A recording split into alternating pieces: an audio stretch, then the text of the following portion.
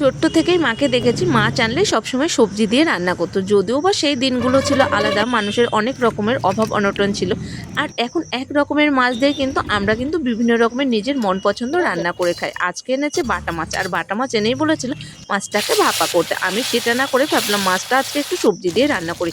প্রথমেই মাছের গায়ে লবণ, হলুদ আর সর্ষের তেল মাখিয়ে রেখেছি। এরপরে শুকনো কড়াতে অল্প ধনে জিরে আর একটু গোটা গরম মশলা ভেজে নিয়েছি। এবার কড়াতে তেল দিয়ে মাছগুলো বেশ লাল লাল করে ভেজে নিয়ে ওই তেলের মধ্যে গোটা জিরে, তেজপাতা, শুকনো লঙ্কা ফোড়ন করে দিলাম কেটে রাখা আলু, আর সাথে দিয়েছিলাম কচু। আর কচুটা কিন্তু কেটে নিয়ে আমি লবণ দিয়ে ভালো করে ডলে ধুয়ে নিয়েছিলাম, কারণ লবণ দিয়ে কচুটা ধুলে কিন্তু ওই বিজলে ভাবটা কেটে যায়। তারপরে কিন্তু সবজির মধ্যে লবণ আর হলুদ দিয়ে একটু নাড়িয়ে নিয়ে একটা টমেটো কেটে দিয়েছিলাম, আর মশলাতে ছিল আদা, জিরে, কাঁচা লঙ্কা বাটা। এবার সবকিছু একসাথে ভালো করে কষে নিয়ে দিয়েছিলাম পরিমাণ মতো ঝোল। ঝোল ফুটে গেলে মাছ, আর নামানোর আগে ওই ভাজা মশলাটা বাটা।